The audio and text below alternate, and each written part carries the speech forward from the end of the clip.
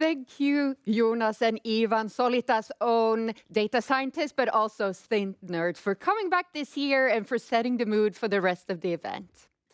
My name is Paulina Modlitba. I have the huge honor of being the host again for Solita Summit.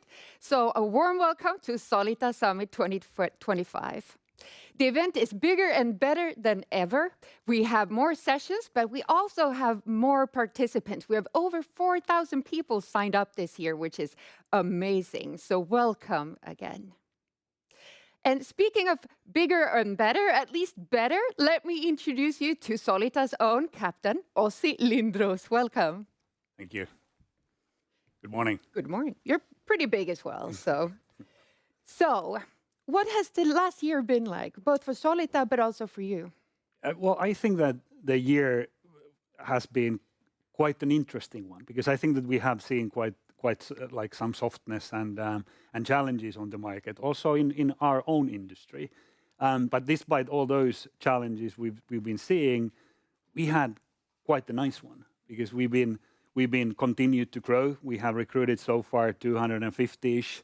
New Solitans and so forth. So we've done well in the sort of turbulent market. And maybe some highlights from this year or the last year has been that we followed our customers to Switzerland. So we have a team now in place in Zurich.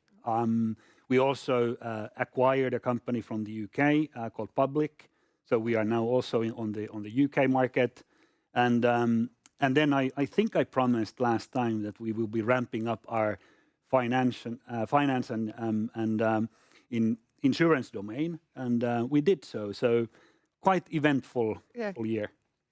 And speaking of looking back and what you promised last year, or what you actually asked for last year, when we wrapped up last year's event, you talked about the fact you would like to see deeper, more profound, but also accelerated changes within organization and business models. Have you seen that? Yeah, well, yes and no, I think. Like we talked quite a bit about AI last time, and I think that it's sort of like AI is finding its way to the fabric of society and business, and there are certainly a lot of like profound changes and fundamental changes already there.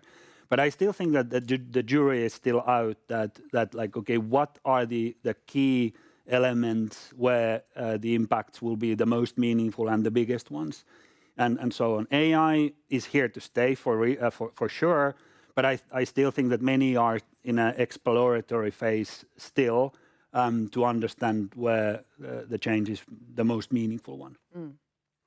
And when I look at the agenda, it's pretty clear that we've moved from maybe just purely sort of mainly focusing on technology itself and the capabilities of technology, but now we're talking more about sort of the effects on business, on industries through technology.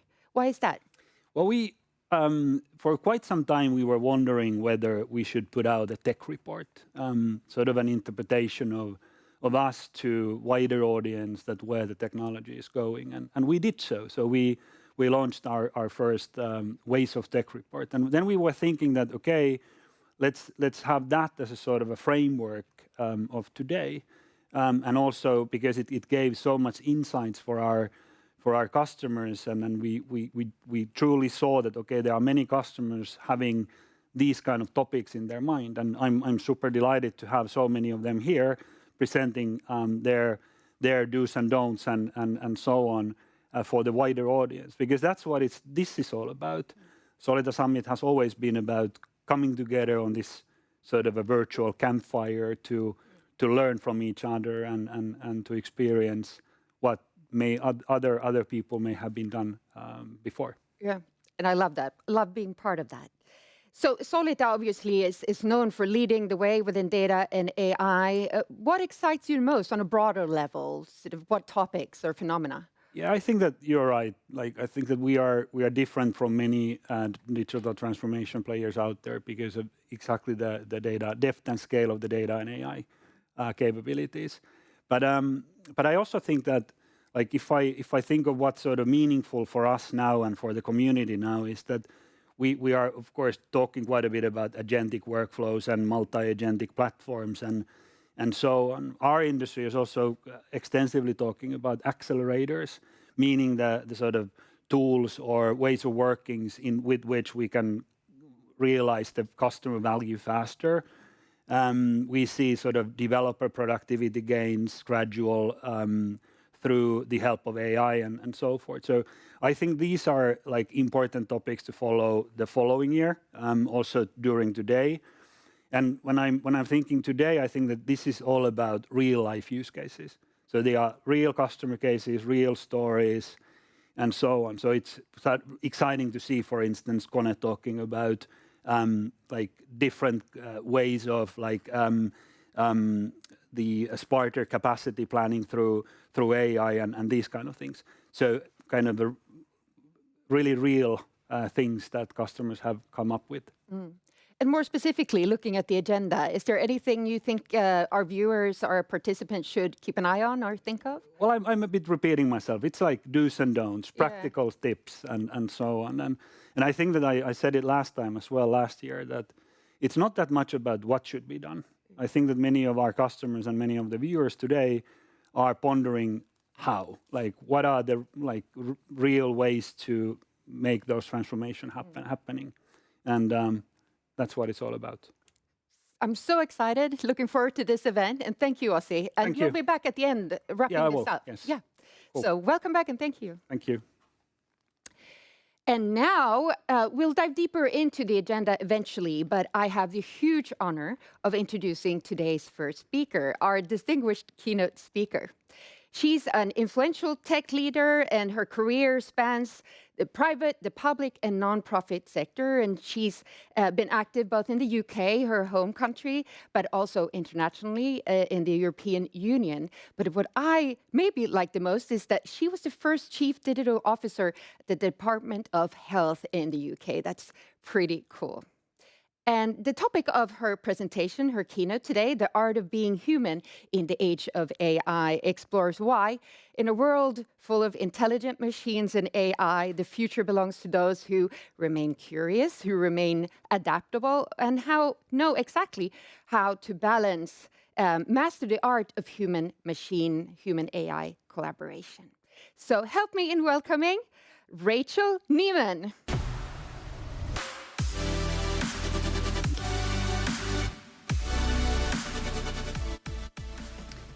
Thank you, Paulina, and good morning, everyone.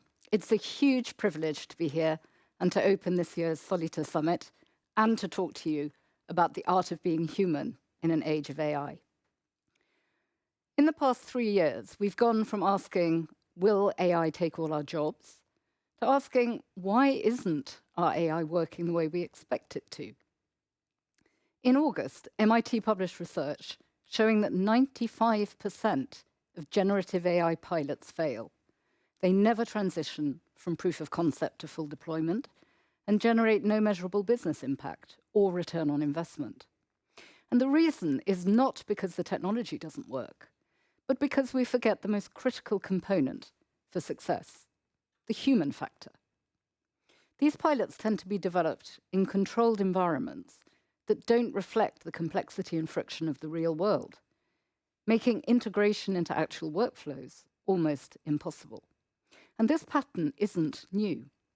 5 years ago, Boston Consulting Group found that 70% of digital transformations failed because organizations treated implementation as a purely technological challenge and overlooked the human factors that determine whether users would adopt and integrate new tools and ways of working.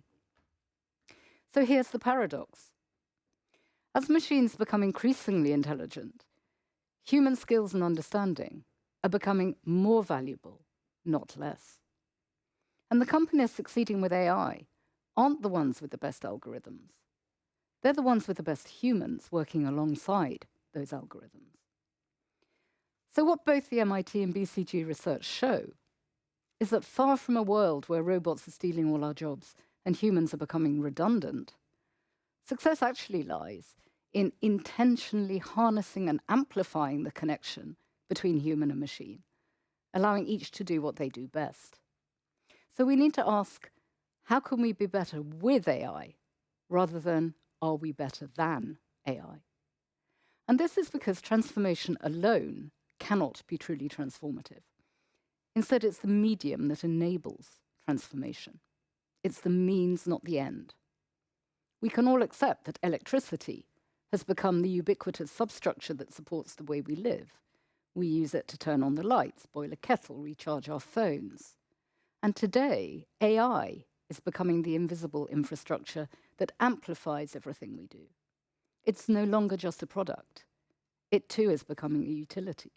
It's not just a powerful productivity tool, but a catalyst for reinventing our approach to how we live and work. So as both technologists and humans, we're living through an unprecedented era, one where the pace of technological change is exponential, not incremental, where certainty is being disrupted, norms are being subverted, and the future is unpredictable. And whilst this is uncomfortable and confronting on one level, it is also a time of unparalleled opportunity. And fear of technological displacement is nothing new. Even in Plato's Phaedrus, which he wrote around 370 BC, Socrates worried that writing would weaken human memory. He argued that writing makes individuals reliant on external symbols rather than on internal recollection. And that concern resonates today as we increasingly rely on digital tools to save and recall information. But technological displacement is not a given. CT scanners haven't reduced the need for doctors, and CAD software hasn't eliminated architects. And the roles that AI is generating, data scientists, AI ethicists, machine learning engineers, are creating a whole new range of career opportunities. Although it is important to stress that the scale of job creation versus displacement does remain uncertain. And so the importance of a strategic approach to workforce reskilling is critical. But whether seen as a threat or an opportunity, the challenge is not to resist the rise of AI, but to focus on what being human means in this new environment. 4 clear trends are emerging. First, AI is co-worker. AI workers are super reliable. They never get tired, need a lunch break, want a holiday, or get sick. They excel at routine repetitive tasks and pattern recognition and perform at a consistent rate. And the advent of agentic AI is now moving us beyond robotic process automation and generative AI models that rely on prompts and human interventions to more autonomous agents that can make the decisions towards a set goal with minimal human oversight.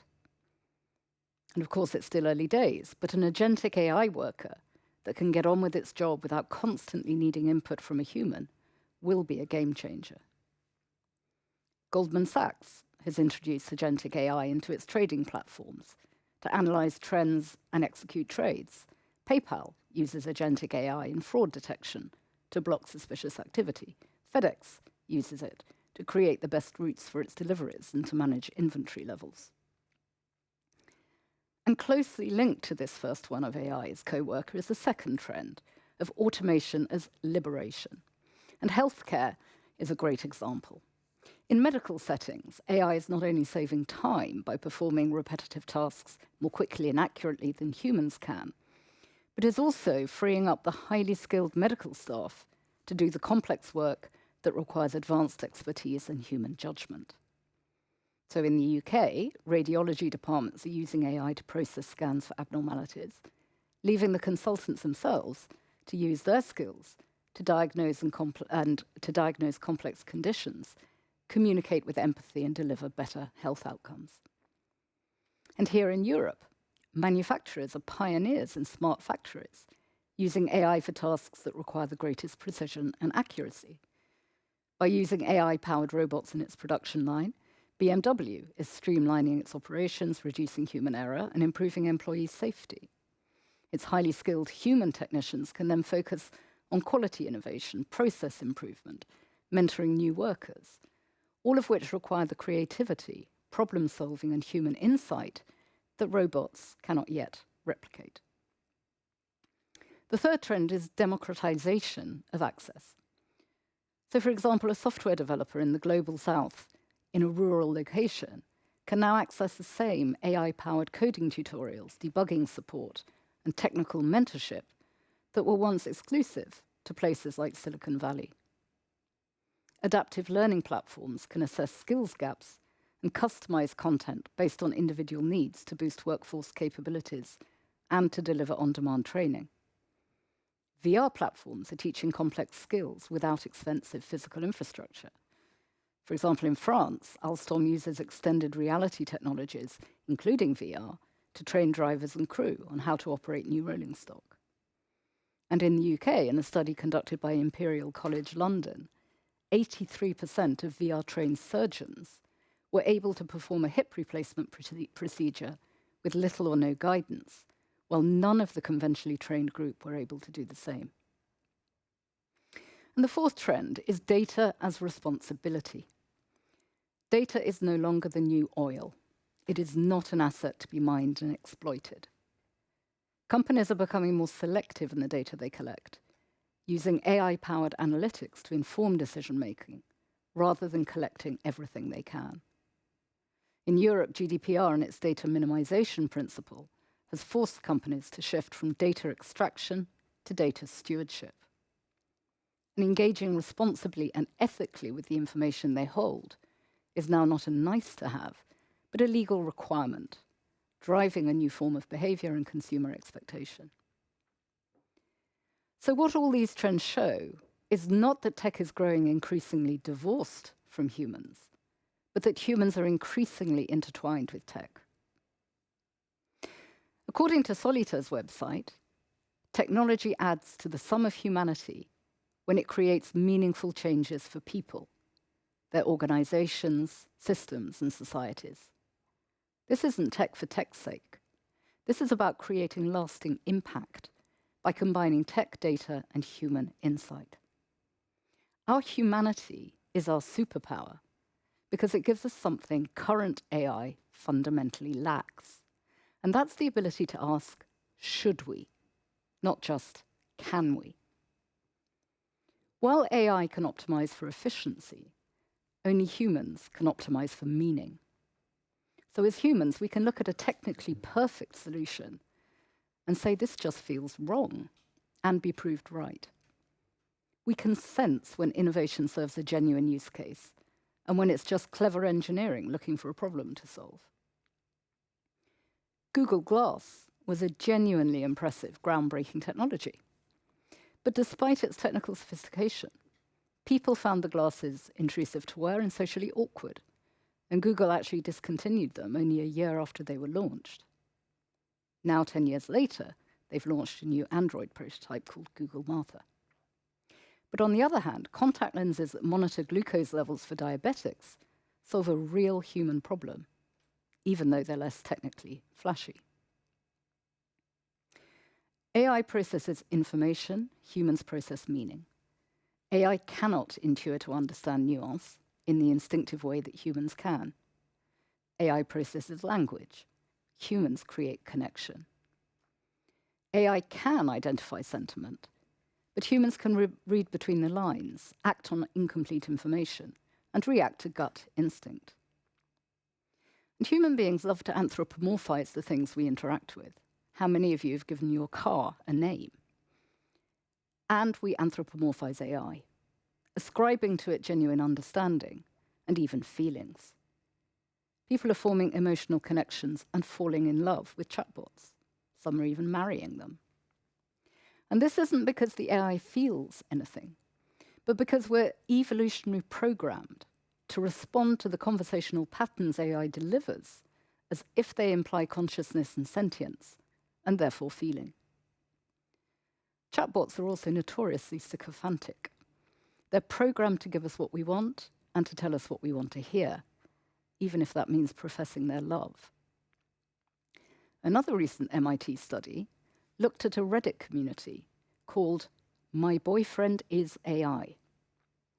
It found out that only 6.5% of its users deliberately set out to have a relationship with AI, but that over time, a huge proportion formed strong emotional attachments.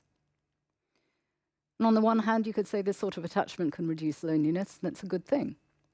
But on the other, users experienced genuine grief and pain when an AI model was updated, and the personality that they'd grown to love was lost. So should chatbot developers treat this emotional dependence on their creations as a harm in itself? Or should they simply ensure that those relationships don't become too toxic? Maybe it would be more realistic to improve AI literacy to help people understand both the risks and benefits of forming attachments to chatbots. AI is not human, which is why it acts in unexpected ways. Who remembers Facebook's Bob and Alice chatbots?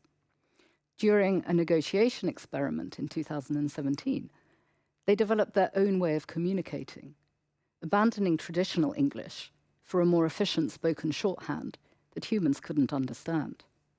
And the researchers had to shut the experiment down, not because it failed, but because it succeeded in ways they hadn't expected. Large language models, when they do speak in a coherent language, produce sentences that sound compelling. And yet these LLMs are simply predicting likely sequences of words, not engaging in a genuine thought process. And this is why LLMs are prone to hallucinations. An LLM's core skill is sophisticated mimicry. It can mimic human writing, human reasoning, even human creativity to some extent. But mimicry isn't understanding. AI still struggles with common sense, creativity in the deepest sense, and empathy. It can explain everything without understanding anything.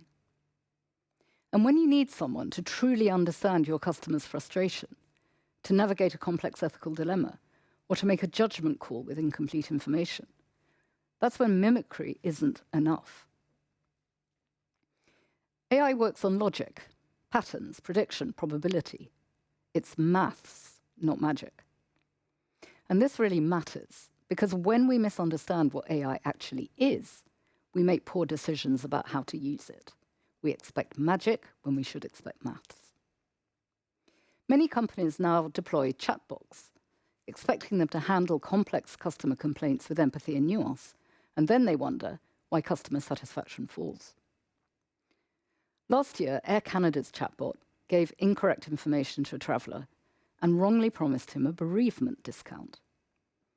The airline refused to honour the discount, saying the chatbot had given misleading advice, and the airline couldn't be held liable. Their argument that the chatbot was responsible for its own actions was overruled by a tribunal on the grounds that Air Canada actually was responsible for all the information on its website, whether on a static page or through a chatbot, and the airline was forced to pay up.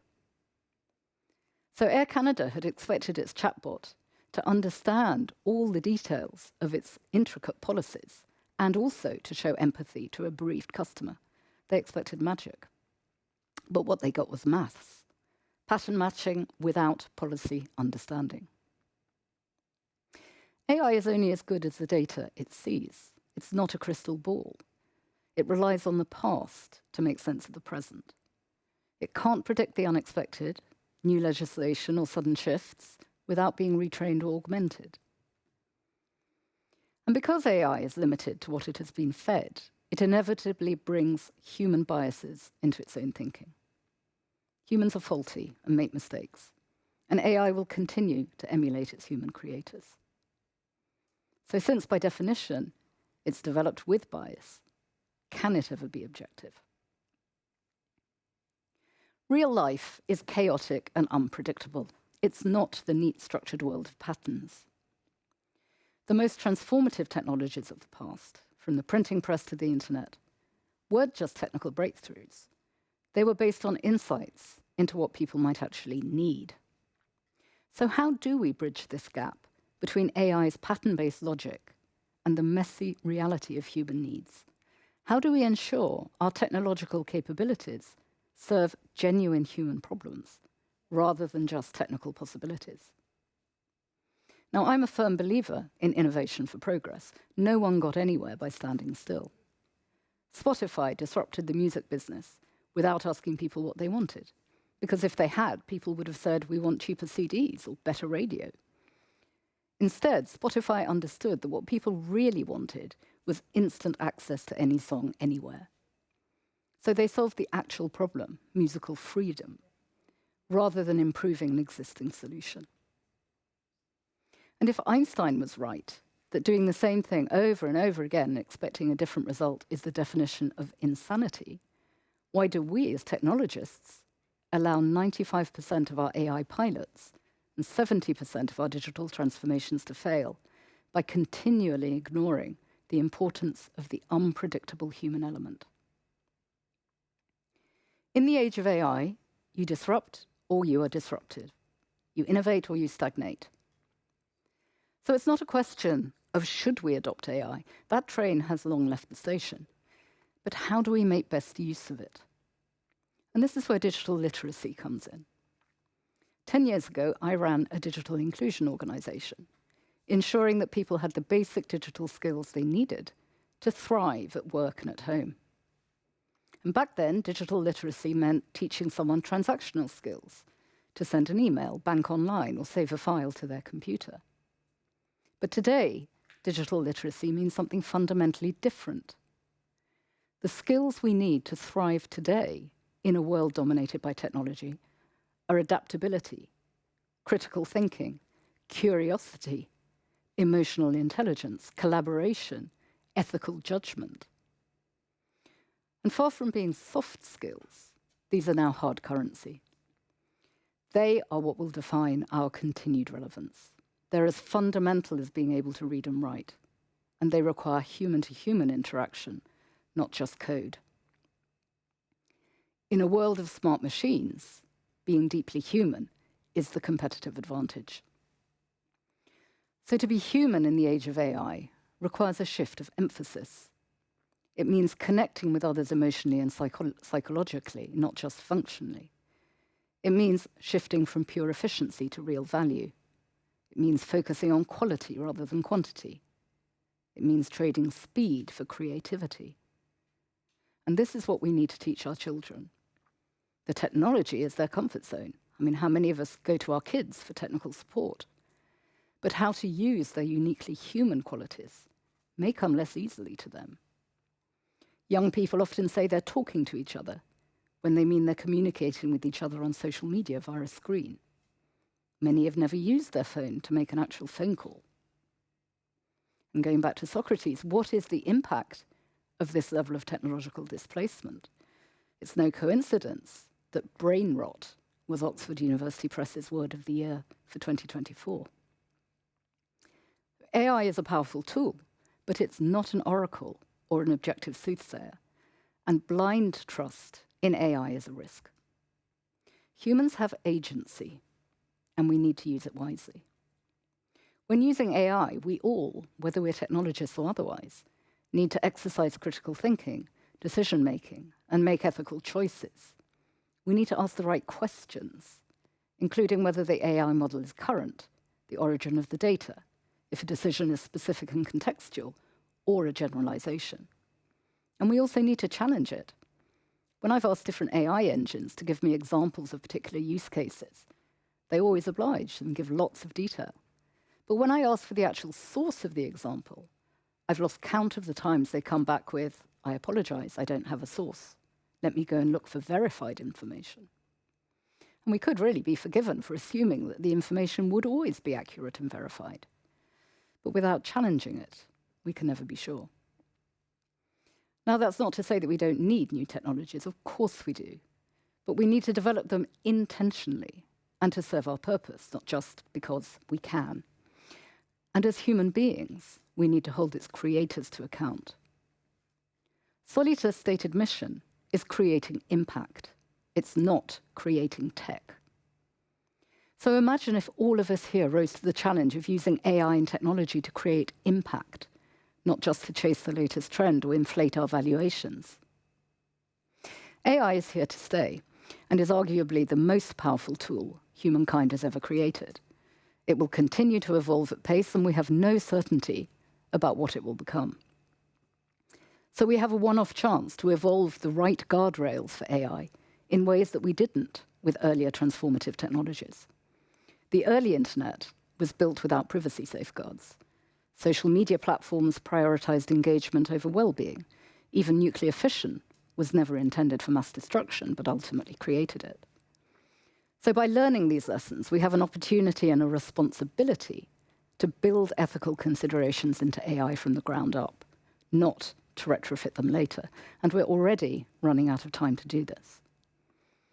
You may all know Yuval Noah Harari's trust paradox.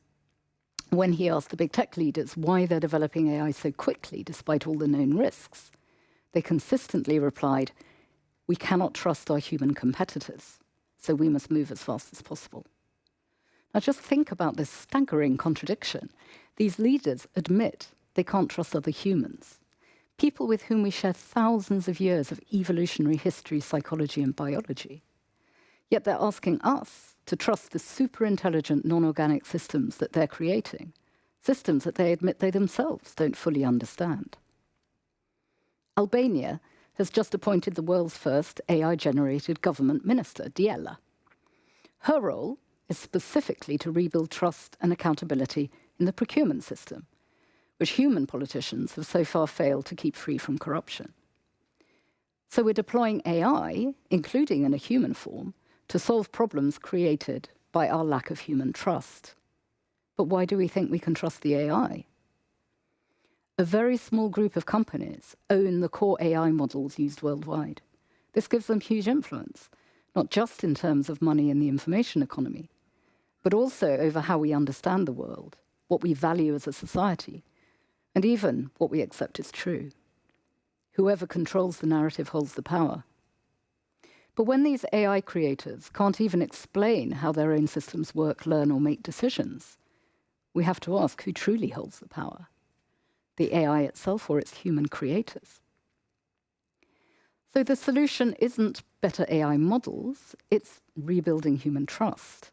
Because at the end of the day, when an AI system generates infinite possible solutions, the people who can apply wisdom, ethics, and contextual understanding to choose the right one become invaluable.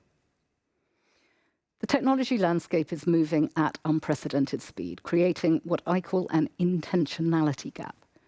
We can develop increasingly sophisticated tools, but are we developing them with purpose?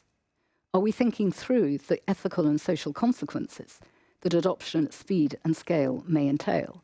And are we putting in place the necessary governance and regulatory safeguards?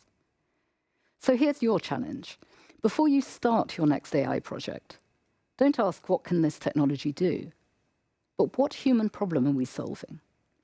Start with why, not with what. And if you look back at your recent generative AI pilots, how many succeeded in creating a solution to a genuine human need? How many of your current chatbots, content generators, or coding assistants are still being used rather than gathering digital dust? And by used, I mean enthusiastically adopted, not just grudgingly tolerated. Hopefully more than 5%. The future isn't something that happens to us. It's something we co-create. If we want to remain active participants in our future, to retain our agency, we must consciously shape our relationship with AI rather than passively letting it shape us.